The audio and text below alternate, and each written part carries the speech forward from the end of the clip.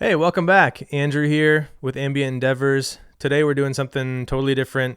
We're going to do a Q&A here on YouTube. I'm going to answer some questions from an Instagram story I posted a couple weeks ago asking for your questions about guitar, music, coffee, whatever was on your mind. I'm just going to hit them one by one. Maybe I'll throw some music in the bed of the video here. Maybe we'll do an intermission. I don't know. We'll see what happens. So grab some coffee, make a cocktail, whatever you're drinking, and settle in for a Q&A. The first question is, how did you get started with ambient music on guitar?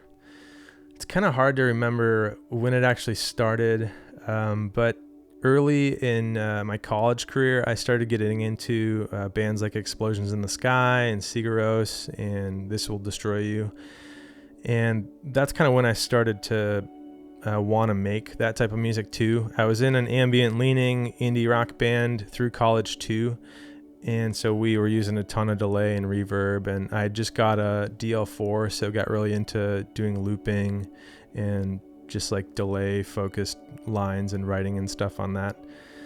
So that's probably where it began. And then fast forward to a few years ago, where I started this project and just kind of wanted to flesh out some ideas and some demos and start to write and release my own music under the Ambient Endeavors moniker.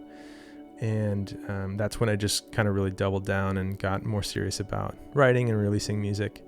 But it probably all ties back to like late high school, early college, getting into some of those bands and then playing in settings that were more conducive to like using delay and reverb effects. Kind of fell in love with those effects. Advice on stacking drive pedals. It's a good question. I kind of go back and forth on whether I stack overdrives or just used independent drives for different gain stages. But I've found that usually stacking 2 or 3 low gain drives works the best for me. So I love pedals like the Paul C. Timmy, the Bondi Sickaz, which I just did a video on. Blues breaker type pedals like the Morning Glory or others work really well to stack. So I'll usually do that. You kind of have to figure out the levels so that when you stack that you've got the right volume and it's not jumping around like crazy. But I'll usually try and put kind of like a slight volume boost and EQ'd towards the way I want the overall sound to be at the very end. You can use a boost. You could use a low gain overdrive for that, but picking some good low gain overdrives and stacking those, cascading them usually works pretty well.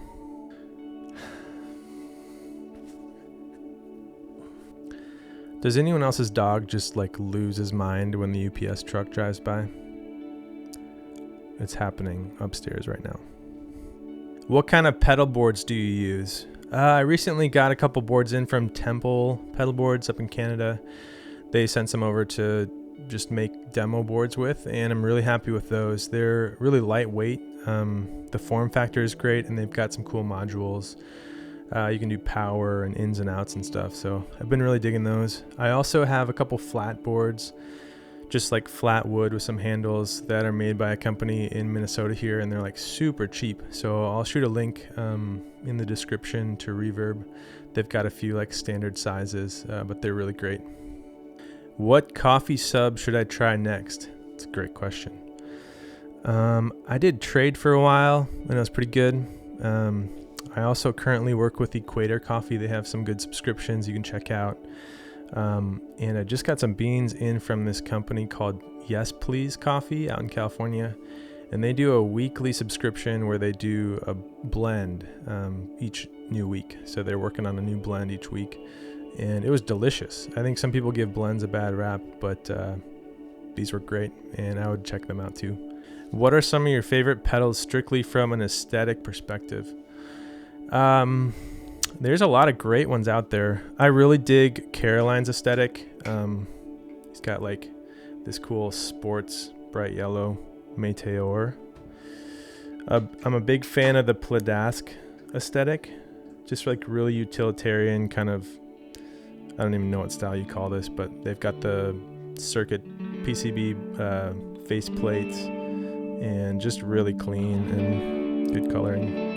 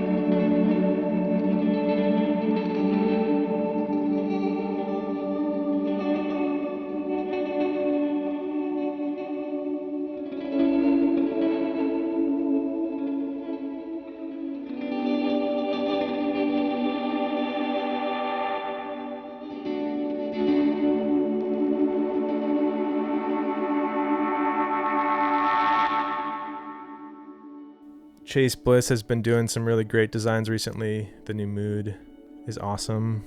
I like the Habit graphic a lot too. What else? Von Gogh, his Ultra Shear, comes in that wooden box, which is really sleek. And I am usually a sucker for Bondi's design. It's just really simple and elegant and good color choices.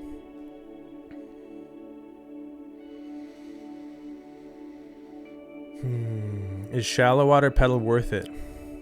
Yes, totally. Come by it at Little Box. It's a really cool pedal. It's like a really unique, kind of weird, random modulator. But there's nothing out there that does like quite what it does in the way that it does. So it's cool. Any good alternative to the sick ass for us in Europe who can't buy that pedal? Man, that's a bummer. It's a great pedal. I don't really know because I don't live in Europe, but check out the Benson preamp's great. The Greer stuff is awesome.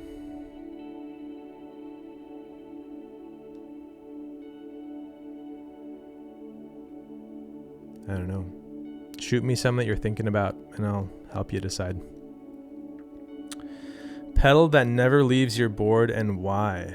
That's another great question. I cannot get the Strymon Brigadier off my board. It goes on like every single board that I build. It's been my main delay for a long, long time. I still have to make a video on it because I love it so much, but it's just exactly what I want my delay to sound like. It's a digital like recreation of analog Bucket Brigade kind of delay. So it just like eliminates the bummer parts of analog delay and has some cool features. Tap tempo, runaway oscillation sounds great.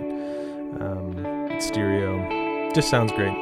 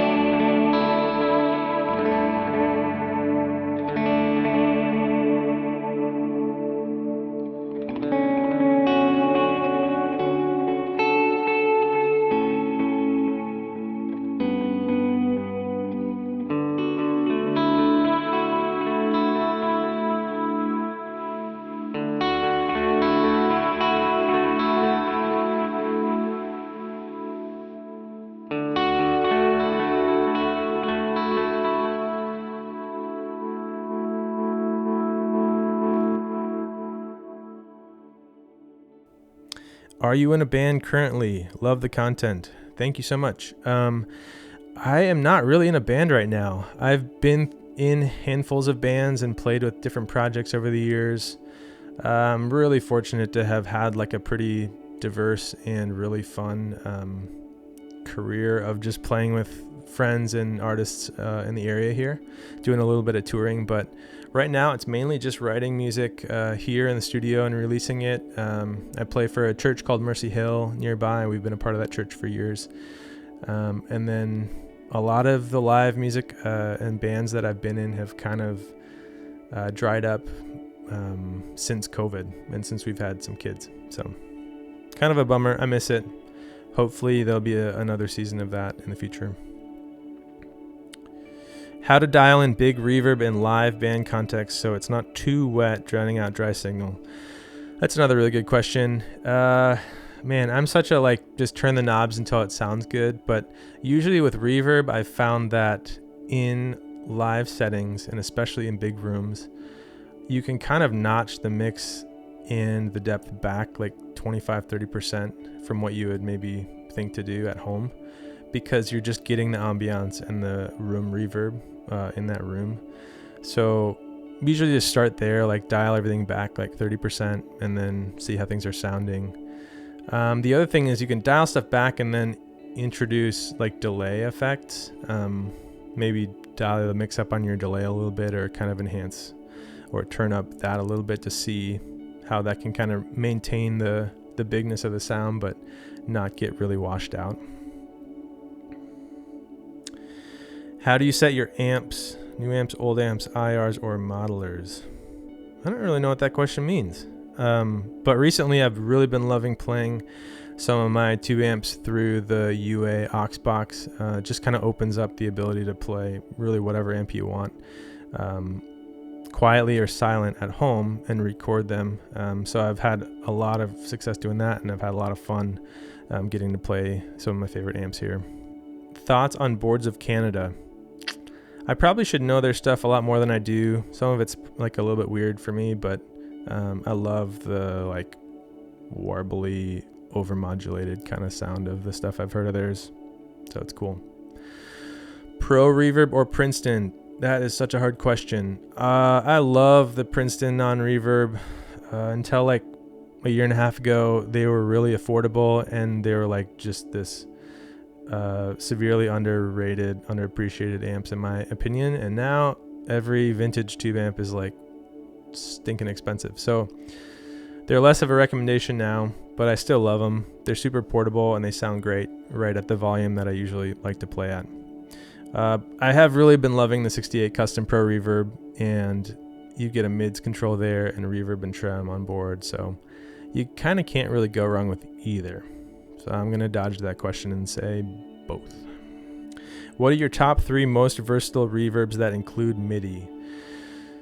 The Big Sky has to be in there. And I really like GFI systems stuff. So the Specular Tempest would probably make the list. And one more. I don't know. I don't use MIDI that much, so it's a hard question to answer.